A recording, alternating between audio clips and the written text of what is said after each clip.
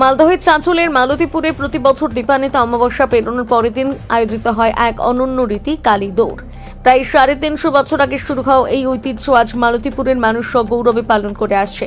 চাঁচলের রাজা শরৎচন্দ্র রায় বাহাদুর এই প্রথা চালু করেন। তিনি বিশ্বাস করেন এই প্রতিযোগিতার মাধ্যমে এলাকার সম্প্রীতির বোধ আরও শক্তিশালী হবে। সেই সময় মালতীপুর অঞ্চলে শুধুমাত্র একটি মাত্র পুকুর ছিল যেখানে একসঙ্গে বহু প্রতিমা বিসর্জন হতো। প্রতিযোগিতাটি এমনভাবে গড়ে তোলা হয়েছিল যে যার কালী প্রতিমা অক্ষত থাকবে সেই প্রতিমা হবে প্রথম বিসর্জন। প্রথাটি এমন এক উন্মাদনা সৃষ্টি করে যা এখনো মানুষকে ঐতিহ্যের শিকড় ধরে রাখতে সাহায্য করে। আজ ওই প্রতিযোগিতার দিন মালতীপুরে মানুষের ঢল নামে। দূর দূরান্ত থেকে হাজার হাজার মানুষ এখানে ভিড় জমান মা কালীর প্রতি তাদের ভক্তির নিবেদন করতে। এলাকাবাসীরা 8টি ভিন্ন কালী প্রতিমাকে কাঁধে নিয়ে ছোটেন। এগুলো হলো বুড়ি কালী, চুনকা কালী, বাজারপাড়া কালী, আম কালী, হ্যান্টা কালী, হাট কালী, শ্যামা কালী। কাঁধে প্রতিমা নিয়ে মালতীপুর বাজার প্রদক্ষিণ করে কালীবাড়ির কাছে কালীদিঘিতে পৌঁছানো দৌড়ের লক্ষ্যে।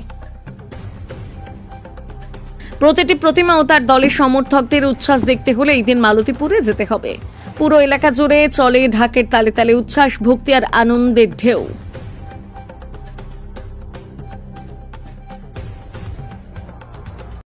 আমাদের কালী পুজো 350 বছর পুরনো পুজো।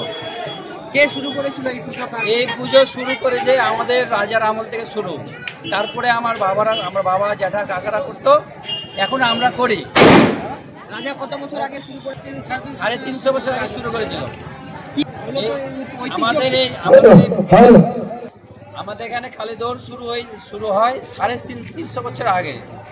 350 বছরের পর থেকে আমার বাবারা কাকা জ্যাঠারা করতো, আর আমরা এখন পুজো করি। এখানে দৌড় হয় 7টি কালী। কালীগুলোর নাম হচ্ছে আম কালী, বাজার কালী, শ্যামা কালী, হাট কালী, বুড়ি কালী, চরকা কালী। এই সব 7টা কালী মিলিয়ে দৌড় হয়।